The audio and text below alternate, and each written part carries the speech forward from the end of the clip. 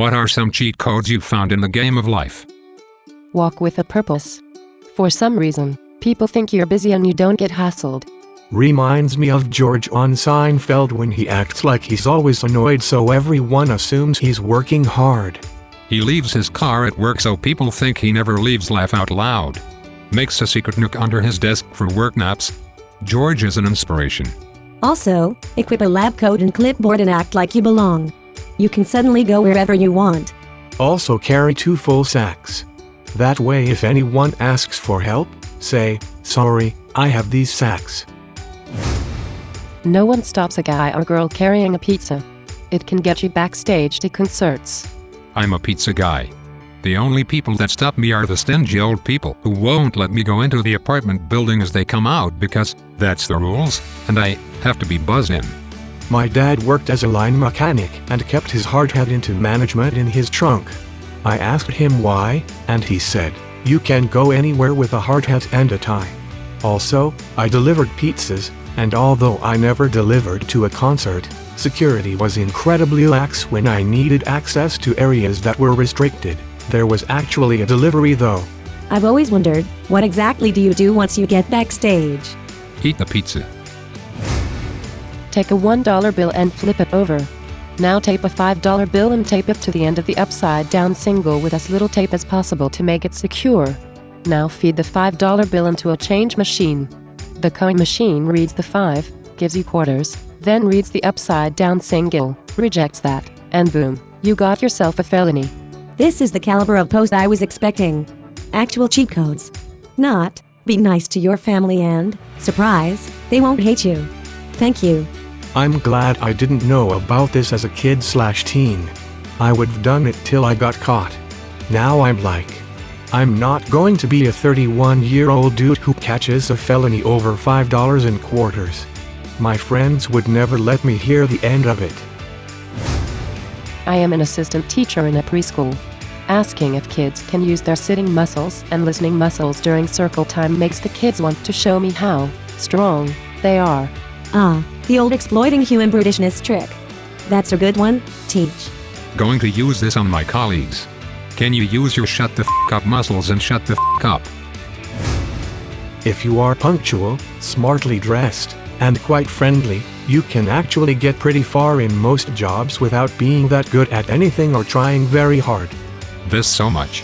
Nobody cares if the guy who is 15 minutes early every day and never causes a fuss is seen taking a few smoke breaks or browsing Reddit a few times. But the guy who is 5 minutes to 15 minutes late a few days every week, you can guarantee he's being watched like a hawk. Not just jobs, but being punctual for anything, appointments, dates, meetups, events. I honestly get stressed if I'm not at least 15 minutes early to anything I need to go to, especially if I'm traveling with someone who chronically won't start getting ready until the last minute. Louise? When someone says something true, say, "You're right," not, "I know." It'll make them feel better, and you've still shown everyone how awfully clever you are. I love you. You're right. Works every time. And the opposite of that is the Socratic method. When someone says something you think is wrong, ask them questions to see why they believe. There's 2 possible outcomes. They end up explaining it via some contradiction or ridiculous assumption, and the belief probably was wrong. And getting them to explain it increases the chances they'll actually change their mind. They actually do explain it. It makes sense, and I learned something new. Either way, it's important to remember that a good definition of rational is trying to prove yourself wrong. If we want to make smart choices and have accurate beliefs, we have to challenge ourselves and at least try to weed out all the wrong beliefs before they become dumb choices. You're right. If any website offers a percentage coupon code like 10% off, try higher values like 20% off. They often have them. Yeah, I'm going straight for 100% off and working my way down from there. Try 200% off and see if they'll actually pay you to take their product. If you're genuinely pleasant to be around and you show up when it counts, people will let you get away with a lot of slacking off. Can confirm. One of the reasons my boss puts up with a lot of my is because I do my job. I show up when scheduled, unless I'm sick as a dog or I have a family emergency, and I don't cause drama. Same. I joke around with my boss a lot and I know he gets a little tired of it sometimes, but he always lets it slide because I'm a reliable worker and have never called out from work except for one time when my dog was sick. If you tuck a chicken's head under its wing and wave the chicken in a circle, it will automatically fall asleep. It's not a very good cheat code, but it's still a cheat code to get you sleeping chickens. What do you mean by wave in a circle? Bring it around town. Bring it around town. You don't have to always give away the recipe. By that I mean, don't over-explain yourself. If you can't do something, 9 out of 10 times it's okay to simply say, unfortunately I'm not able to do that, can't swing it this time, etc. And you don't have to go on and on about why or make up reasons and list them off. Over-explaining just ends up looking more suspect than simply being clear and concise. I like this one. I have found myself making up elaborate stories to explain why I couldn't attend an event or something. Just be brief, honest, and to the point. Sorry, I'm not going to be able to make it to your party because of my crippling social anxiety. You become the people you surround yourself with. A pretty wise ex-drug user I worked with once told me, if you hang around the barber shop long enough, eventually you are going to get a haircut. Basically, watch the crowd and the activities you surround yourself with. Damn, that's surprisingly deep. I mentally went through all of my hobbies just now and realized I picked up most of them because someone close to me influenced me into trying them out. This is the biggest one for me. I've seen too many smart kids go down the wrong path just because they hung out with idiots. Inversely, I've seen idiots become pretty successful just because they hung around encouraging, smart kids. I cannot overstate how much dressing well and being well-groomed will impact your life. It'll drop the difficulty by 2 or 3 levels. No joke. People will treat you vastly differently. The opposite is also true. I did this but took it a step further. Got my hideously misaligned teeth fixed. Got braces as an adult. Highly recommended if you never had it sorted as a kid. And holy the money spent pay for itself in no time.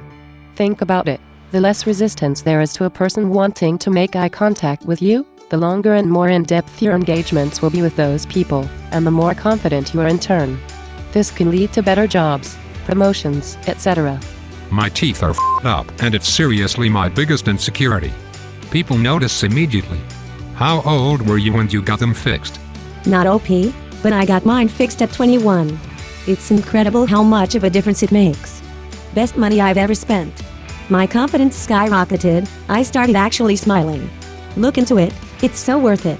I've found, as a fat guy, that no matter how well dressed and groomed you are, people will always treat you a few levels less than if you were skinny.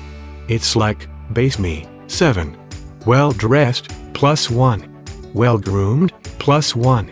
Obese, -3. Compliment your children with, you were a hard worker, and not, you're smart. Studies show that kids who think they're hard workers outperform kids who think they're smart. Can confirm, was told I was smart as a kid, terrible worker. This is growth versus fixed mindset, for those wishing to investigate further, and it is rock-solid legit science. Ask questions about everything. Ask people about themselves. Be open about stuff you don't understand and ask questions about that. When you forget someone's name, own up to it and just ask them. I am amazed at how many people won't acknowledge even a tiny amount of ignorance, or won't show honest curiosity about something, can't admit they've forgotten something they feel is important, and won't ever ask for help. Guys, your life becomes so much easier if you just drop the ego and ask. The best advice I ever received was from my grandmother. I was a talkative child and would ask questions non-stop. When I apologized for asking so many one day, she looked me straight in the eye and said, "Never stop asking questions." As an adult, you can tell almost any kid who is running to stop running, and they will. Man, you know way better kids than I do. Not a cheat code, but an Easter egg. If you ask someone if they know all the words to "I'm a Little Teapot," around 80% of the people you ask will start singing it. Half of those will do the gestures. That's f***ing hilarious. I'm at a tattoo studio right now, and I asked the 300-pound, intimidatingly tattooed owner of the shop if he knew the words to "I'm a Little Teapot." Without hesitation, he started reciting it while doing the pantomimes. Impressive. To seem charming, all you have to do a lot of the time is to be an engaged listener. You don't need an amazing sense of humor to be able to lay on the compliments or regale people with stories. Just listen to other people in a way that shows you are interested in not only waiting for your turn to talk. Make eye contact. Don't interrupt them. Don't turn the conversation to be about you. Ask good questions. Any advice on how to work on being more interested in what other people are saying? Ask open-ended questions that you can't answer with a simple no or yes. Then, once the ball is rolling, organically lead the convo with more questions and try to tie in with stuff they said before. Mirror body posture. Underpromise and overperform. Say you'll achieve less than you think you will and then do more and everyone will be impressed. Works well at a job. I always tell my girlfriend to be ready for 2 minutes of terrible sex. Oftentimes I make it up to 4 minutes of just bad sex. The correct response to any compliment is, thank you. You can then follow it up with a comment if you'd like to continue the conversation. If someone likes your dress, thank you, it has pockets. If someone compliments your art, thank you, I've been practicing. If someone asks if you're a professional singer because you have a good singing voice, thank you, I just sing for fun. Not only does it make you seem confident and self-assured, it tells them that they are right. That's a friendly thing to do. This even works if you don't believe the compliment. Saying, oh, no, I'm ugly, when someone compliments your appearance not only tells them that they're wrong, it makes you think of yourself as ugly.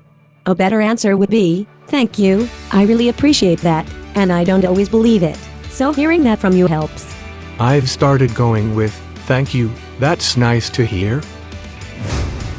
I have a heated throw blanket in my living room. In the winter, I wrap my coat up in it, crank up the heat, and in a few minutes, my coat is toasty warm so I can brave the coldest day. Also toss your jeans in the dryer for 15 minutes on a cold morning and you will have similarly warm jeans. It's a nice perk if you have guests over too. Hey, take off your pants and let me warm those babies up.